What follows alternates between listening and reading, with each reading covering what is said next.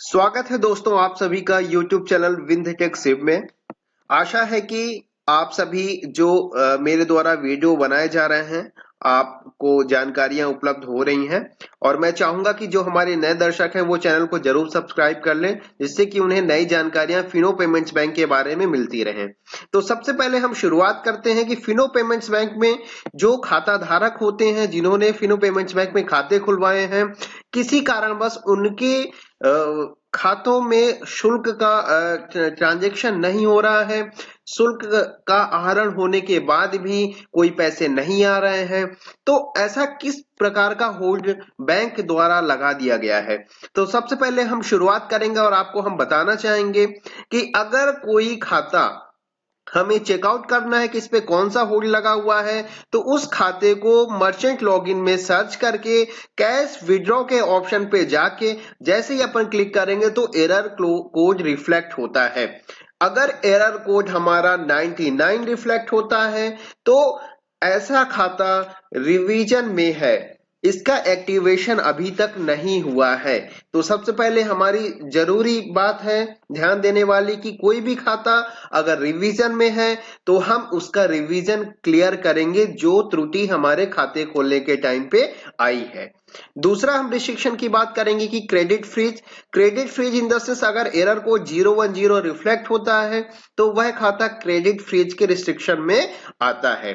अगर उस खाते में 008 का रिस्ट्रिक्शन शो हो रहा है कैश विड्रॉ के ऑप्शन में क्लिक करने पे, तो वह खाता टोटल डेबिट और क्रेडिट फ्रीज कर दिया गया है। अगर किसी खाते पे जो खाता हमारा एक्टिव था उस पे ट्रांजैक्शन हो रहे थे लेकिन अब उनसे शुल्क आहरण होने के बाद भी पैसे आने के बाद भी पैसे नहीं निकाले जा पा रहे हैं तो वह खाता डेबिट फ्रीज के बकेट में चला जाता है। जैसे ही हम कैश विड्रॉ पे क्लिक करेंगे 001 का एरर कोड रिफ्लेक्ट होता है, इसका मतलब खाता डेबिट रिस्ट्रिक्शन पे है। और अगर वह खाता कैश विड्रॉ करने पे 97 का एरर दे रहा है तो इस टाइप के खाते फिनो पेमेंट्स बैंक ने रिजेक्ट कर दिए हैं।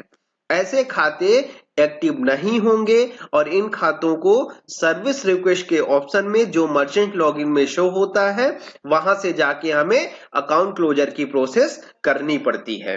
तो आइए हम शुरुआत करते हैं कि इन खातों में हम यह रिस्ट्रिक्शन कैसे रिमूव करें।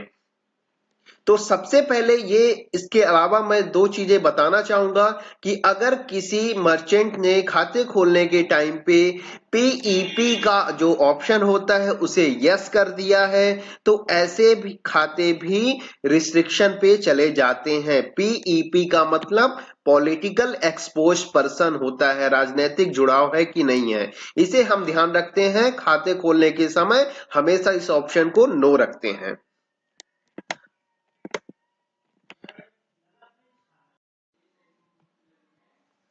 मर्चेंट लॉगिन में अगर किसी खाते का रिस्ट्रिक्शन हमें शो ऑफ करना है तो मर्चेंट लॉगिन में ही उसी खाते का नंबर डाल के हमें सर्च बटन पे क्लिक करना होता है। और आप जैसा देख पा रहे हैं कि अकाउंट स्टेटस का ऑप्शन फ्रंट में ही होता है। अकाउंट स्टेटस में कोई जिस टाइप का रिस्ट्रिक्शन यहाँ पे होता है उस खाते पे यहाँ पे शो ऑफ होने लगता है। जैसे कि यहाँ पे आप देख पा रहे होंगे कि रिस्ट्रिक्शन का प्रकार यहाँ प्राप्त होगा, मर्चेंट का अकाउंट सर्च करके अकाउंट नंबर सेलेक्ट करके रिस्ट्रिक्शन का प्रकार यहाँ पे मर्चेंट प्राप्त कर सकता है।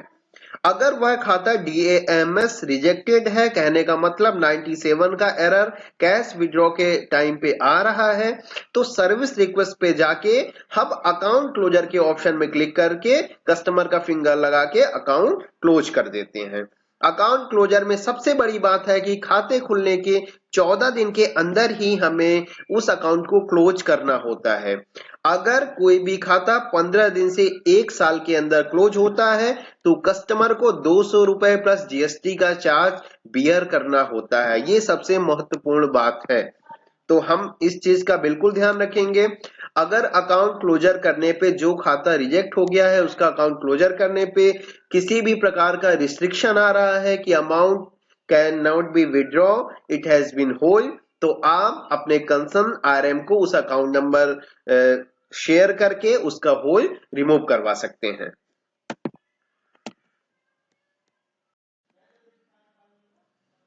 अब हम शुरुआत करते हैं कि जो खातों में रिस्ट्रिक्शन लगता है तो हम उनका निराकरण कैसे करें। अगर किसी खाते में, क्योंकि फिनो पेमेंट्स बैंक अपने खाता धारकों को खाते खुलने के बाद एक वेलकम कॉलिंग करती है कि सर क्या आपने ही फिनो पेमेंट्स बैंक में खाते खुलवाए हैं, क्या आपको इसकी जानकारी है, जो कि एक नॉर्मल सी डिटेल्स लेती है। कोई भी बैंकिंग की प्राइवेसी से रिलेटेड डिटेल्स हमें शेयर नहीं करनी होती हैं। वेलकम कॉलिंग में अगर खाता धारक बोलता है कि मैंने खाते खुलवाए हैं तो वह एक्टिव बकेट पे चला जाता है। अगर उसका फोन नहीं उठता है या कि उससे संपर्क नहीं हो पाता है या कि संपर्क होने के बावजूद अगर वो रिजेक्ट कर देता है कि मैंने खाते नहीं खुलवाए हैं, इस टाइम पे वो खाता फ्रीज हो जाता है।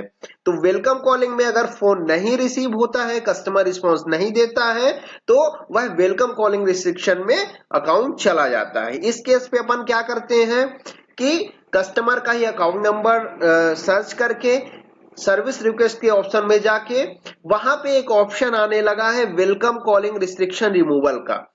वेलकम कॉलिंग रिस्ट्रिक्शन रिमूवल पे क्लिक करके हम कस्टमर का फिंगर देंगे।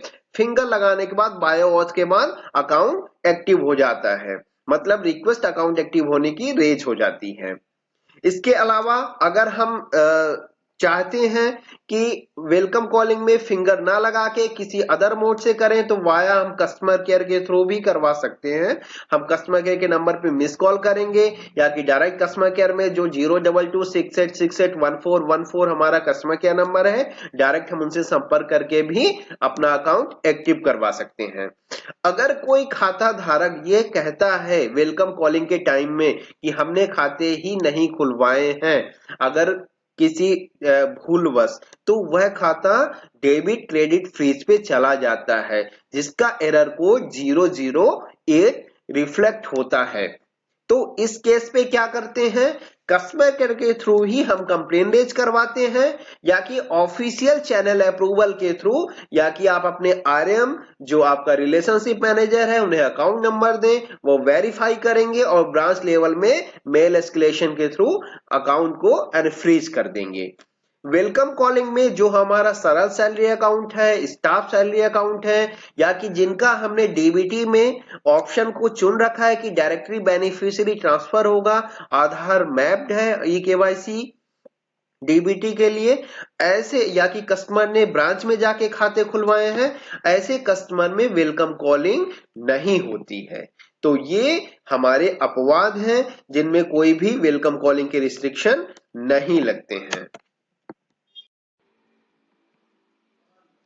अब हम डिस्कशन करते हैं कि हमारा जो डेबिट फ्रीज का अकाउंट है, कहने का मतलब जिस खाते में ट्रांजैक्शन हो रहा था लेकिन किसी कारणवश उस खाते से अब लेन देन नहीं हो रहा है, अकाउंट का जो अमाउंट है वो होल्ड हो गया है, तो ऐसे केसेस पे हम क्या करते हैं, ऐसे केस में हम अपने नियरेस्ट मर्चेंट जहां से हमने अकाउंट ओपन करवाया है, हम उन्हें यह जानकारी बताते हैं, अपना केवाईसी का डॉक्यूमेंट देते हैं और एक डिक्लेरेशन लेटर, कहने का मतलब एक कंसेंट लेटर भराते हैं कि सर ये ट्रांजैक्शन हमारे फले व्यक्ति ने मेरे खाते पे भेजा है जो कि मेरी ही राशि है और मैंने ही इसका लेन देन किया है।